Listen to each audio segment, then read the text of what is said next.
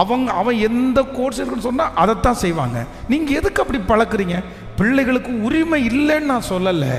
பிள்ளைகளுக்கு தன்னுடைய வாழ்க்கையை வாழ்றதுக்கு உரிமை இல்லையா? இன்னைக்கு எல்லாம் அப்படிதான் உலகத்தில் போயிட்டு இருக்கு.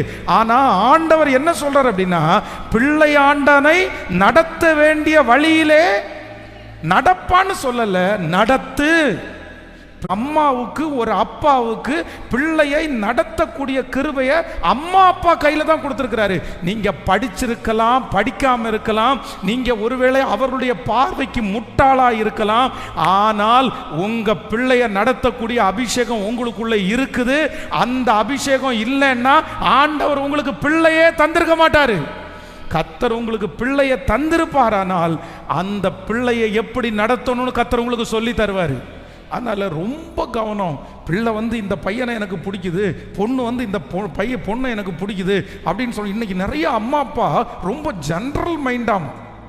நான்லாம் என் பிள்ளையினுடைய காதலுக்கெல்லாம் நான் விரோதியாக நிற்க மாட்டேன். நான் எல்லாம் என் பொண்ணுனுடைய காதலுக்கு விரோதியாக நிற்க மாட்டேன். உனக்கு யாரை பிடிக்குதோ நீ கூட்டிகிட்டு வாப்பா, நீ யாரை பிடிக்குதோ எடுத்துகிட்டு வாப்பா, நான் உனக்கு சாங்ஷன், அவ்வளோதான், நான் உனக்கு கல்யாணம் பண்ணி வச்சிடுறேன்.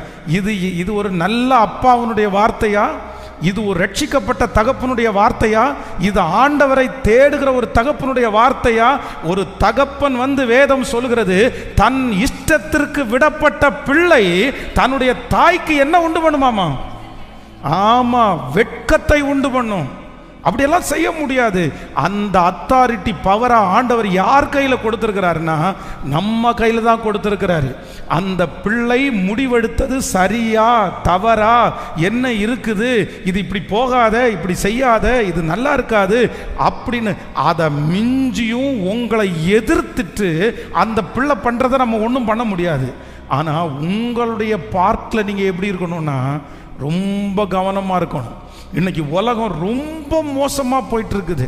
நிறைய தகப்பனார் தாயார் பிள்ளைகளுடைய வாழ்க்கையை குறித்து, சில பிள்ளைகள் தன்னுடைய தகப்பனும் தாயும் தன்னுடைய வாழ்க்கையில் இன்டர்ஃபியர் ஆகிறத நிறைய பிள்ளைங்க விடுறதே இல்லை. என் வாழ்க்கையில் குறுக்க வராதிங்க, என் வாழ்க்கையில் குறுக்க வராதிங்க.